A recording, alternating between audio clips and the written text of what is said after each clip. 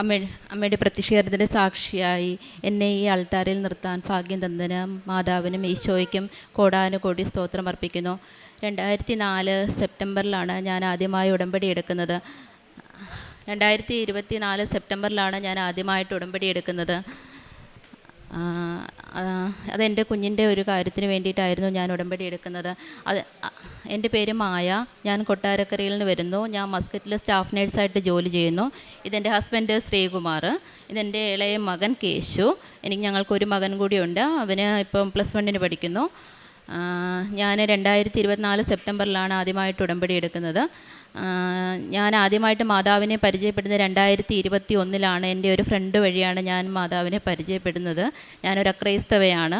ഞാൻ 2021 പരിചയപ്പെടുന്ന സമയത്ത് എൻ്റെ കുടുംബജീവിതത്തിൽ ബിഗ് സീറോ ആയിരുന്നു. കുടുംബജീവിതത്തിൽ ഒരുപാട് പ്രശ്നങ്ങളുണ്ടായിരുന്നു. ഞങ്ങളുടെ കുടുംബജീവിതം വലിയ പ്രശ്നത്തിൽ പോയി. അവസാനം ഡൈവേഴ്സ് കേസിൻ്റെ വക്കിലോളം വന്നു. കുടുംബ കോടതിയിൽ കേസ് നടക്കുന്ന സമയമായിരുന്നു.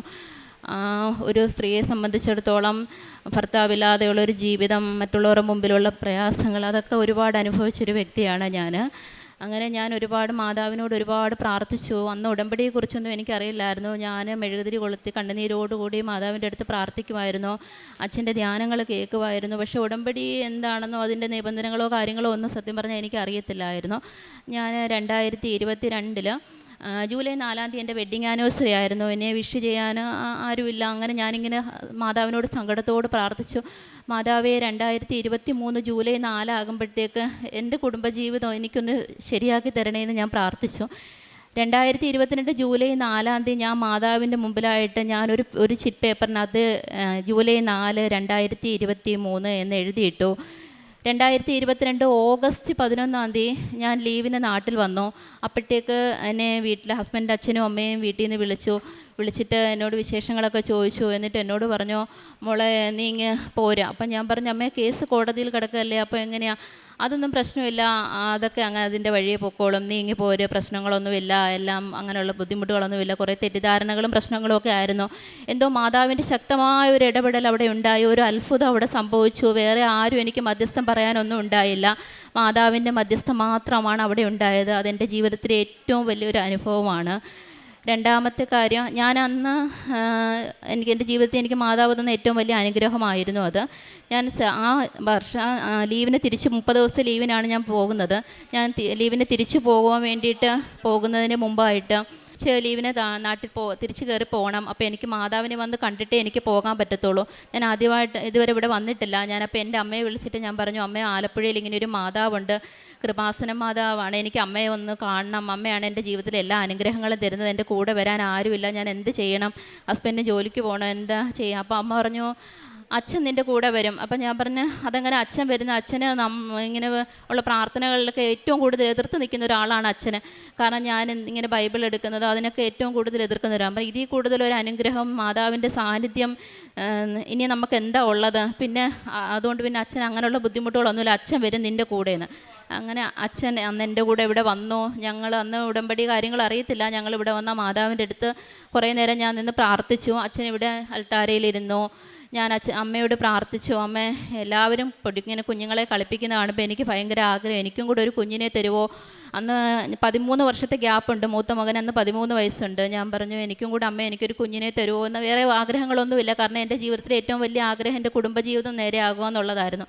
അത് സാധിച്ചു കിട്ടി. അതുകൊണ്ട് ഞാൻ മാതാവിനോട് പ്രാർത്ഥിച്ചു, മാതാവേ, എനിക്കൊരു കുഞ്ഞിനെ തരണേ, എനിക്ക് കളിപ്പിക്കാനും മറ്റുള്ളവർ കളിപ്പിക്കുമ്പോൾ സന്തോഷം. എനിക്കതാണ് എൻ്റെ വലിയ ആഗ്രഹം. സത്യം പറഞ്ഞാൽ എൻ്റെ പീരീഡ്സ് നോർമലല്ല. ഒരു കാര്യങ്ങൾ ഒരു കുഞ്ഞിനെക്കുറിച്ച് ചിന്തിച്ചിട്ടുമില്ല.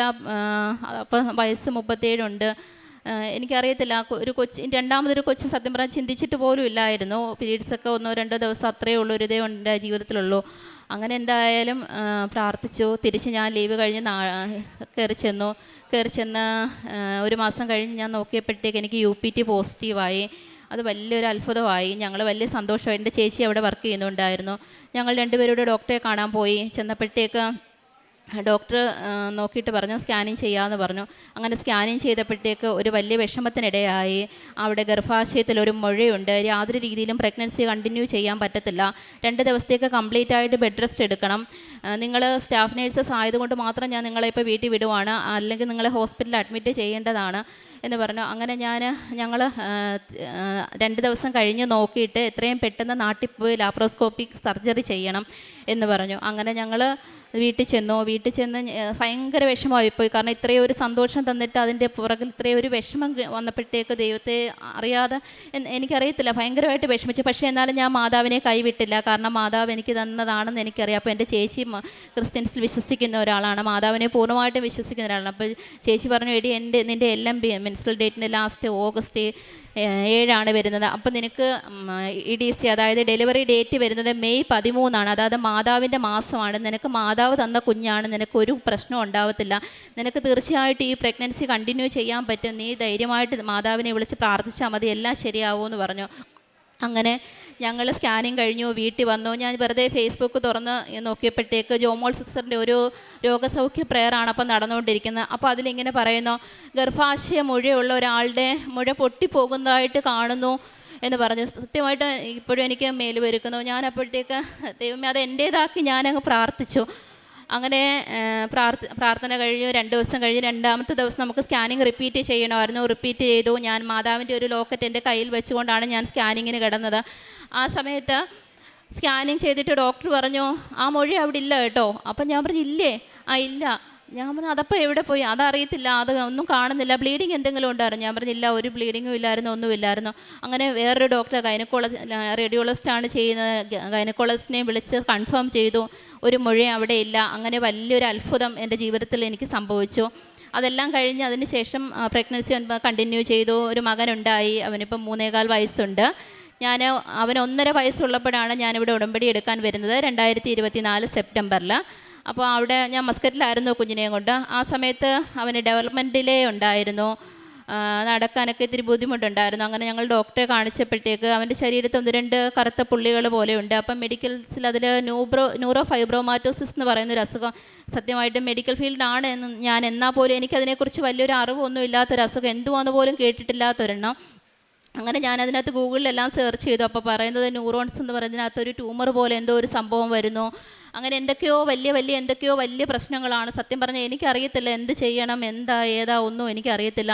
ഞാൻ ദൈവത്തെ വിളിച്ച് ശക്തമായിട്ട് പ്രാർത്ഥിച്ചു. പിറ്റേ മാസം എനിക്ക് ലീവിന് വരേണ്ട സമയമായിരുന്നു. ഞാൻ ലീവിന് വന്നു. ഞാൻ വിചാരിച്ചു എന്തായാലും എനിക്ക് മാതാവ് തന്ന കുഞ്ഞാണ്, ഞാൻ കൃപാസനത്തിൽ വന്ന് അമ്മയെ കണ്ട് അച്ഛൻ്റെ ബ്ലെസ്സിങ്സ് മേടിച്ചിട്ട് മാത്രമേ ഞാൻ ഈ ഒരു ട്രീറ്റ്മെൻറ്റിന് ഇറങ്ങി തിരിക്കത്തുള്ളൂ എന്ന് ഞാൻ വിചാരിച്ചു. അങ്ങനെ ഞാൻ 30 ദിവസത്തെ ലീവേ ഉള്ളൂ. ഞാൻ ഇവിടെ വിളിച്ചപ്പോഴത്തേക്ക് അച്ഛൻ എന്തോ പ്രോഗ്രാമിലാണ്, അച്ഛനെ കാണാൻ പറ്റത്തില്ല എന്ന് പറഞ്ഞു. അങ്ങനെ 2 ആഴ്ച പോയി. ഞാൻ വിചാരിച്ചു എത്ര ദിവസം പോയാലും ശരി തന്നെ അച്ഛനെ കണ്ട് പ്രാർത്ഥിച്ചതിന് ശേഷം മാത്രമേ ഞാൻ ഇതിന് പോകത്തുള്ളൂ എന്ന് വിചാരിച്ചു. അങ്ങനെ ഞാൻ അച്ഛനെ ആദ്യമായിട്ട് അങ്ങനെ വന്ന് ഉടമ്പടി എടുത്തു. അന്ന് അച്ഛനെ കണ്ടു, അച്ഛൻ്റെ ബ്ലെസ്സിങ്സ് മേടിച്ചു. ഞങ്ങൾ അതിന് ശേഷം കിംസ് ഹോസ്പിറ്റലിൽ ന്യൂറോളജിസ്റ്റ് ഡോക്ടർ കൽപ്പന മേഡത്തെ പോയി കണ്ടു. ഞങ്ങൾ MRI ചെയ്തു. ആ MRI ചെയ്യുന്ന സമയത്ത് MRIക്ക് അവനെ വിടുന്നതിന് മുമ്പ് ഉടമ്പടി തൈലവും കാശിരൂപം അവൻ്റെ അരയിലൊരു ചരടിനകത്ത് കെട്ടി അത് ഇട്ടു. യഥാർത്ഥത്തിൽ അങ്ങനെയുള്ള സാധനങ്ങളൊന്നും ഉപയോഗിക്കാൻ പാടില്ല. പക്ഷേ എന്നാലും ഞാൻ ആ ഉടമ്പടി കാശിരൂപം ആ ചരടിനകത്ത് കെട്ടി അവന് MRIക്ക് വിട്ടു. അതിൽ ഉടമ്പടി കാശിരൂപവും പൂശി, ഉടമ്പടി തൈലവും പൂശി, ഉടമ്പടി ഉപ്പും അവന് കൊടുത്തതിന് ശേഷമാണ് ഞാൻ MRIക്ക് അവനെ വിടുന്നത്. 1.5 വയസ്സുള്ള കുഞ്ഞായതുകൊണ്ട് അമ്മയ്ക്കും കൂടെ നിൽക്കാമായിരുന്നു. ആ MRI ചെയ്ത 45 മിനിറ്റ് ഞാൻ മുട്ടുമേൽ നിന്ന് മാതാവിനോട് ശക്തമായിട്ട് കരഞ്ഞ് പ്രാർത്ഥിച്ചു, എൻ്റെ മാതാവേ നീ എനിക്ക് തന്ന കുഞ്ഞാണേ, അതിനൊരാപത്തും വരുത്തരുതേ എന്ന് പ്രാർത്ഥിച്ച് ഞാൻ 45 മിനിറ്റും കണ്ണുനീരോടുകൂടി പ്രാർത്ഥിച്ചു.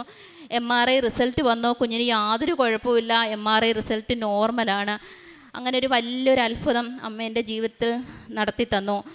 ഇത്രയും അനുഗ്രഹങ്ങൾ തന്ന മാതാവിനെ കോടാനുകോടി സ്തോത്രം അർപ്പിക്കുന്നു. എൻ്റെ ഉടമ്പടി ജീവിതം പത്രം ഇതിലിടയ്ക്ക് ഞാൻ ഇങ്ങനെ ഓരോ വിഷമങ്ങളും കാര്യങ്ങളും ഒക്കെ വരുമ്പോൾ ഞാൻ ഒരുപാട് വട്ടം ജോസഫ് അച്ഛനെ സ്വപ്നം കണ്ടിട്ടുണ്ട്. ഇങ്ങനെ ജോസഫ് അച്ഛനുമായിട്ട് സന്തോഷമായിട്ട് പലയിടത്തും അങ്ങനെയൊക്കെയുള്ള ഒരു ദിവസം രാവിലെ എഴുന്നേൽക്കുമ്പോൾ ഭയങ്കര സന്തോഷമാണ് ജീവിതത്തിൽ. ദൈവമേ എനിക്കെന്തോ വലിയ കാര്യങ്ങൾ നടക്കുന്നു, അങ്ങനെയുള്ള സന്തോഷമാണ്. അതുപോലെ എൻ്റെ മെഴുകുതിരിയിൽ പച്ചത്തിരിയിലും നീലത്തിരിയിലും ഒരുപാട് വട്ടം മാതാവിൻ്റെ റോസാപ്പൂ എനിക്ക് ദൃശ്യമായിട്ടുണ്ട്. എൻ്റെ ഫോണിൽ അതിൻ്റെയൊക്കെ ഫോട്ടോയുണ്ട്. അങ്ങനെ എനിക്ക് എന്ത് വിഷമങ്ങൾ വന്നാലും ഒരു കാര്യമല്ല, എനിക്ക് ഒരു മണിക്കൂറിലോ 2 മണിക്കൂറിലോ തീരാത്ത അനുഗ്രഹങ്ങളാണ് മാതാവ് എൻ്റെ ജീവിതത്തിൽ എനിക്ക് തന്നിരിക്കുന്നത്. അതുപോലെ എൻ്റെ പ്രൊഫഷണൽ ലൈഫിലായാലും ഇപ്പോൾ നമ്മുടെ കോൺട്രാക്റ്റ് പുതുക്കുന്നു, സാലറി ഇൻക്രിമെൻറ്റ്, അങ്ങനെ എന്തൊരു കാര്യത്തിന് നമ്മുടെ സൂപ്പർവൈസേഴ്സിനെ കാണാൻ പോകുന്നതിനൊക്കെ മുമ്പ് ഞാൻ ഈ പറഞ്ഞതുപോലെ ഉടമ്പടി ഉപ്പ് ഞാൻ അവിടെ കൊണ്ടുവന്ന് എപ്പോഴും കൈ പോകുമ്പോൾ ഉടമ്പടി ഉപ്പ് ഒരു ശകലം എടുത്ത് എൻ്റെ കയ്യിൽ വെച്ചേക്കും. എവിടെയെങ്കിലും ആ ടേബിളിലോ അങ്ങോട്ട് കയറുന്നതിൻ്റെ വാതിലിലോ എവിടെയെങ്കിലും ഞാനൊന്ന് പൂശിയേക്കും. അതുപോലെ എന്തെങ്കിലും ഒരു പേപ്പറോ കാര്യങ്ങളോ ഒന്ന് കൊടുക്കുന്നതിന് മുമ്പ് ഞാൻ ആ ഉടമ്പടി തൈലം ഞാൻ ആ പേപ്പറിനകത്തൊന്ന് തൊടും. ഒരു ലീവ് പേപ്പർ കൊടുക്കുമ്പോൾ പോലും ഞാനത് കൊടുത്തിട്ടാണ്, അത് ചെയ്തിട്ടാണ് ഞാൻ ആ പേപ്പർ കൊടുക്കുന്നത്. അതുപോലെ തന്നെ എൻ്റെ മകൻ, ഞങ്ങളുടെ അച്ഛനും അമ്മയൊക്കെ ഞങ്ങൾ ഹിന്ദുക്കളായിട്ടാണ് അവർ ജീവിക്കുന്നത്. എൻ്റെ അമ്മയാണ് കുഞ്ഞിനെ നോക്കുന്നത്. എന്നാലും അമ്മ എല്ലാ ദിവസവും രാത്രി കിടക്കുന്നതിന് മുമ്പായിട്ട് ഉടമ്പടി ഉപ്പും തൈലവും തേനും എൻ്റെ കുഞ്ഞിന് കൊടുത്തിട്ടാണ് കിടത്തുന്നത്. അമ്മ പറയും, എടി ഒരു ദിവസം അത് കൊടുത്തില്ലെങ്കിൽ കൊച്ചിന് ഭയങ്കര കരച്ചിലും ഭയങ്കര ഒരു വെപ്രാളം, ഒരു വല്ലാത്ത ബുദ്ധിമുട്ടാണ് കേട്ടോ. അതുകൊണ്ട് അമ്മ ഇനി എത്ര ഒന്ന് ഉറങ്ങിപ്പോയാലും ഉറക്കത്തിൽ നിന്ന് എഴുന്നേറ്റ് ചിലപ്പം കൊടുക്കുന്ന കാണാം. അങ്ങനെ എന്നെക്കാട്ടി വിശ്വാസം ഞങ്ങളുടെ വീട്ടിൽ ഓരോരുത്തർക്കും ഉണ്ട്.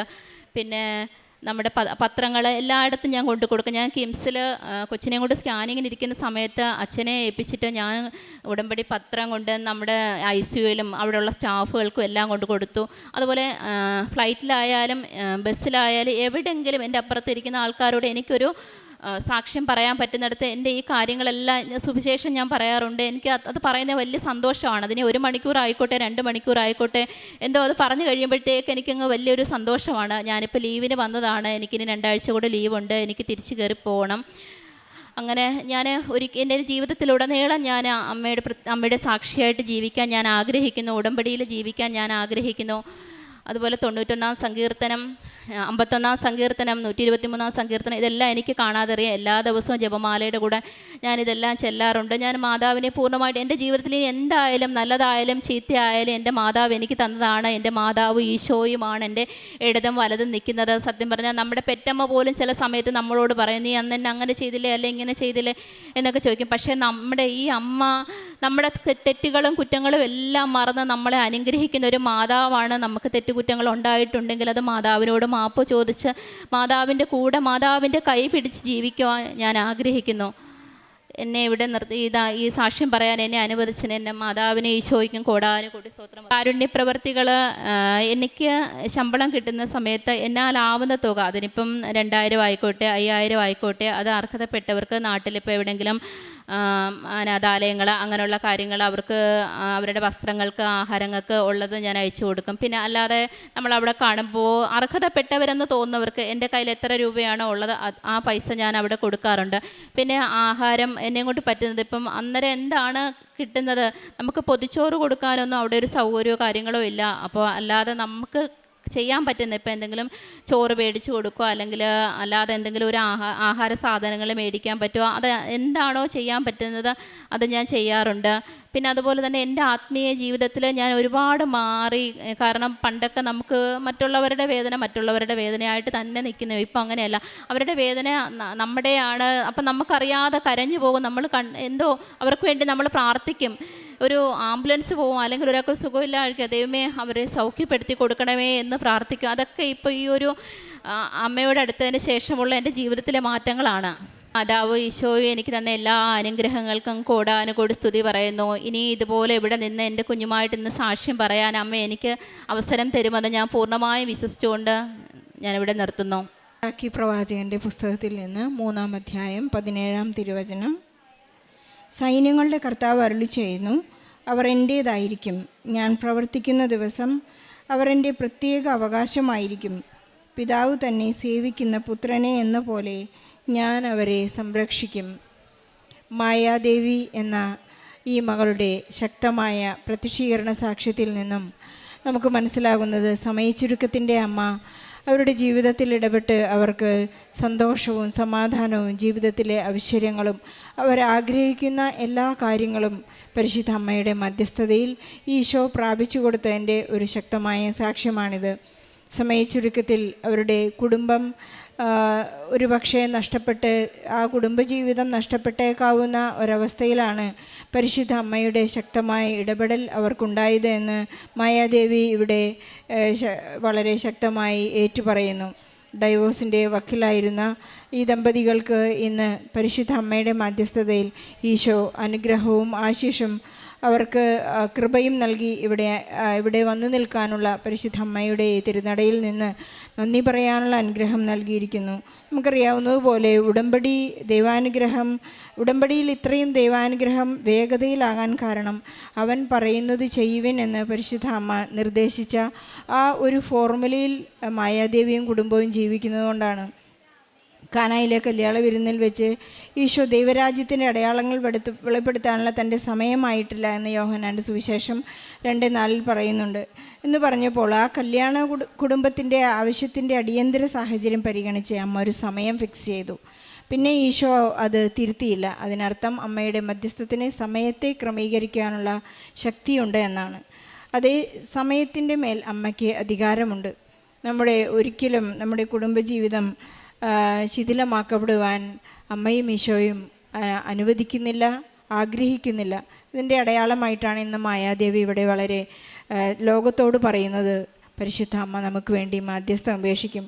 അതുപോലെ തന്നെ അവർ ഡേറ്റ് ഇട്ട് പ്രാർത്ഥിച്ച് അവരുടെ എല്ലാ അസ്വസ്ഥതകളിലും അമ്മ നേരിട്ടിടപെട്ട് ഇങ്ങനെ ജോസഫ് അച്ഛൻ നമ്മോട് പറയാറുണ്ട്, നിങ്ങൾ ഉടമ്പടിയിലായിരിക്കുമ്പോൾ നിങ്ങൾക്ക് സ്വപ്നങ്ങളുണ്ടാകും, നിങ്ങൾക്ക് ദർശനങ്ങളുണ്ടാകും, നിങ്ങൾക്ക് തിരിയിലും നാളത്തിലും നിങ്ങൾക്ക് അമ്മയുടെ സാമീപ്യം ലഭിക്കും എന്നെല്ലാം നമുക്കറിയാം. ഈ ഉടമ്പടിയിലൂടെ ജീവിച്ചുകൊണ്ടിരിക്കുന്ന മായാദേവിക്ക് ലഭിക്കുന്ന ഒരുപാട് അനുഗ്രഹങ്ങൾ അത് തന്നെയാണ്.